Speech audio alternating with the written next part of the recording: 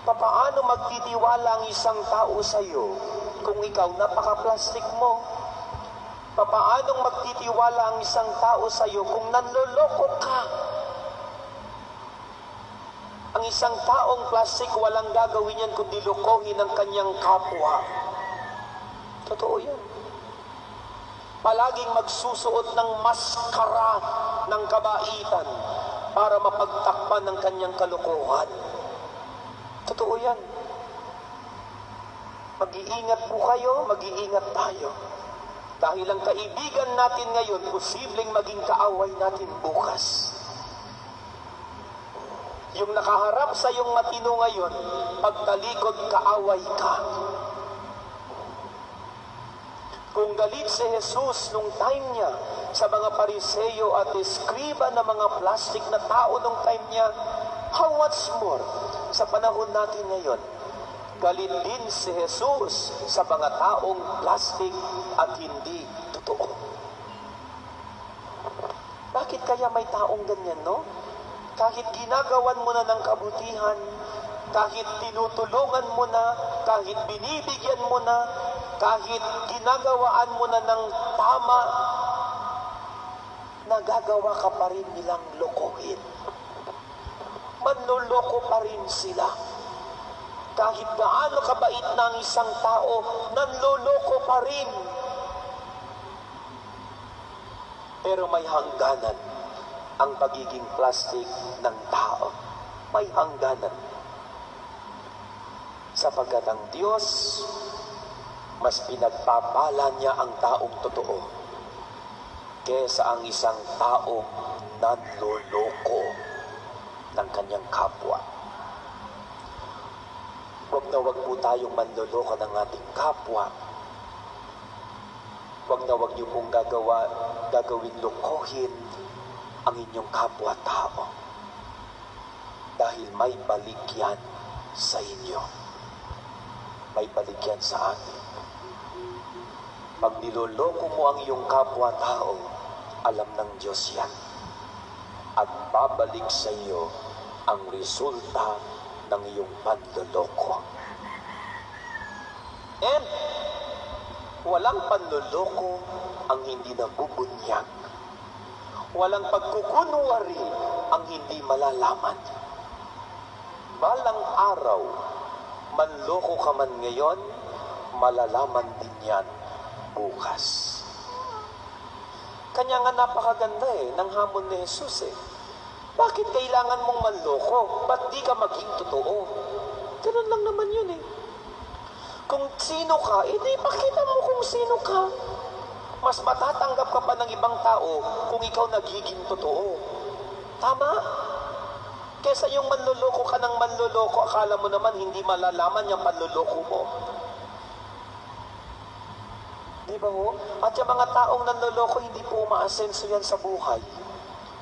Yung mga taong niloloko nilang kanilang kapwa-tao, hindi yan uunlad sa kanilang buhay. Hindi yan ibibless ni Lord. Kaya maging totoo tayo. Huwag tayong manlinlang. Huwag tayong manloko.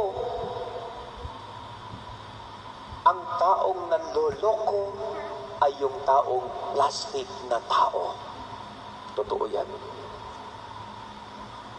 Tama? May kilala kayong plastic na tao? May kilala kayong manloloko?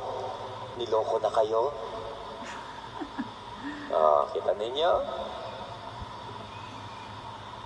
Again sasabihin ko po sa inyo, hindi magandang ugali ang pagiging plastic at hindi totoong tao.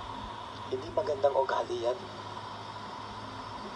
Hindi ka uunlad, hindi ka aasenso kung napaka-plastic mong tao.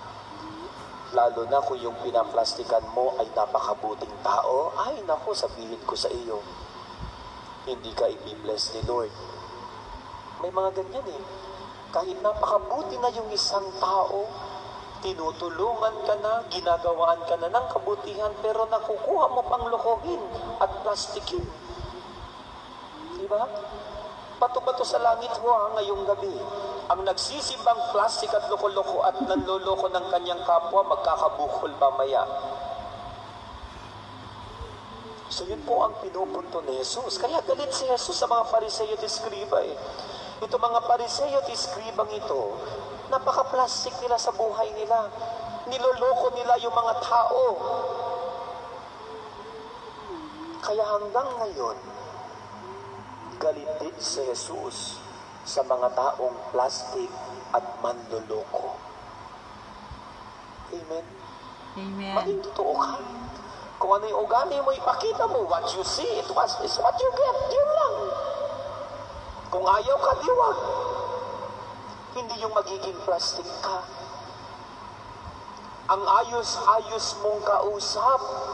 Pagtalikod mo, sinasaksak mo sa likod yung kapwa-tao mo. Hindi magandang ugali yun. Ang tinutino mong kausap, pagtalikod mo, chinichismis mo yung ibang tao. Huwag niyo pong gagawin yun, ha? Alisin niyo yung ugali na yan, ha?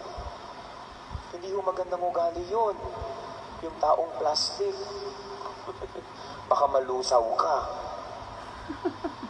Amen? Amen. O, yan ang hingin nating biyaya ngayon sa Diyos. Lord, huwag mo akong gawing plastic na tao. No? Gawin mo akong isang totoong tao. Katulad mo. Amen. Ang taong plastic, hindi pinagpapala ng Diyos. Ang taong nanloloko ng kanyang kapwa, hindi pinagpapala. Tandaan niyo yan. Walang plastic na tao at manloloko ang aasenso sa kanyang buhay.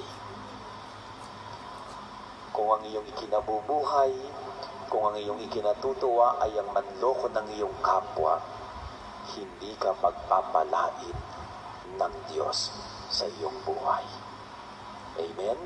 Amen. Amen? Amen.